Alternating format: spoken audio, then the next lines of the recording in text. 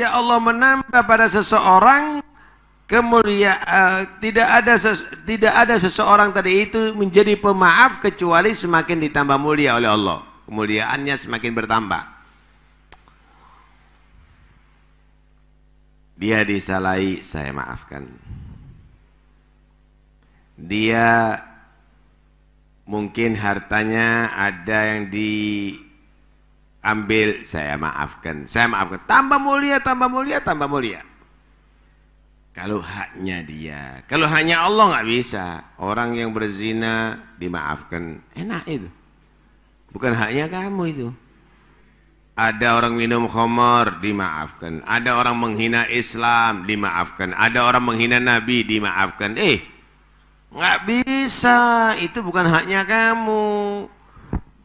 Yang bagus itu kalau kita maafkan kalau haknya kamu. Kalau kamu diludahi, kamu maafkan, nggak apa-apa. Tetangga kamu diludahi, tuh kamu yang maafkan, udah saya maafkan, enak itu.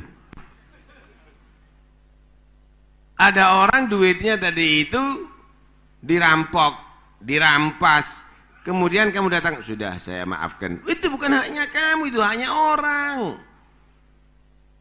Perbuatan dosa, menghina Islam, menghina Nabi, menghina siapa itu bukan haknya kamu, itu haknya Allah. Lah kalau haknya Allah harus diterapkan sanksi hukum Tuhan. Gitu. Sanksi hukum Allah begitu seharusnya. Nah, karena itu kalau jangan nanti rahmatan lil alamin.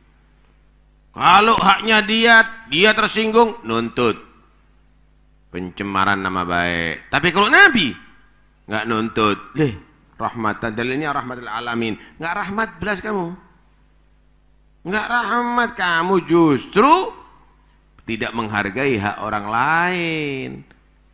Kamu yang tidak menghargai haknya, kamu boleh kamu maafkan. Tapi hak Allah, hak orang lain, nggak ada hak kamu memaafkan. Ya, nggak ada hak memaafkan. Tapi Nabi itu adalah rahmat. Nabi aja juga memaafkan. Nabi itu pemaaf loh. Ini loh orang bodoh. Saya mau tanya, orang tua sayang sama anak apa enggak? Cinta sama anak apa enggak? Anaknya berpendapat, nah bapak saya kan pemaaf, sayang sama saya, nggak apa-apa saya durhaka. Gitu. Biar aja adik-adik kamu kurang ajar sama orang tua kamu. Kenapa? Bapak kamu juga memaafkan kok. Begitu. Goblok itu namanya, kakak bodoh.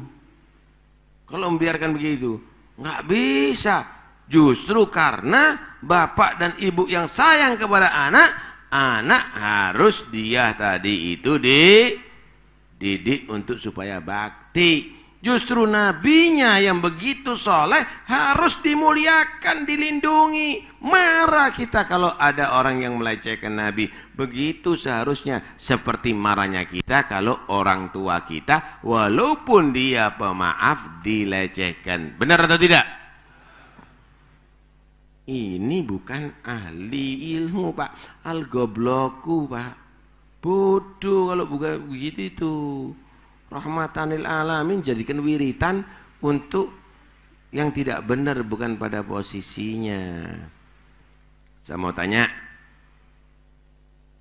kalau ada orang banyak nyolong punya orang, kemudian malingnya ditangkap, dimasukkan penjara, akhirnya ratusan orang merasa aman. Yang satu dia mendapatkan efek jerah, ada di penjara untuk supaya dia bisa dibina dan bertobat. Rahmat atau bukan rahmat? Kasihan dia di penjara, bebaskan aja. Loh, kasihan sama satu orang ini, dia nggak tobat, dan ratusan orang dia merasa resah, hartanya diganggu. Dalilnya rahmatul alamin. Bongol. Bodoh itu namanya. Akhirnya lama-lama biarkan sapi itu ucul. Nggak usah sapi itu disembelih. Kenapa? Rahmatan lil alamin. Yo, podo pangananmu mbek sapi. Suket terus kamu nanti akhirnya makannya. Nggak benar. Itu dalil adalah bukan begitu. Itu menunjukkan bagaimana keistimewaan Nabi.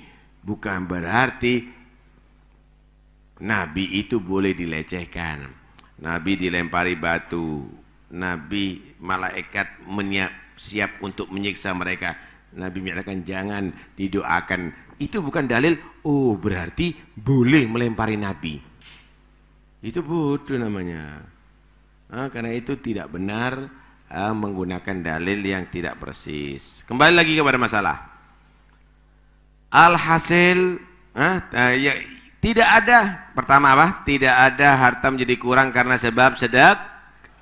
Kedua, tidak ada orang yang semakin memaafkan kesalahan orang lain daripada hak dirinya kecuali ditambahi kemuliaan. Semakin dia mulia.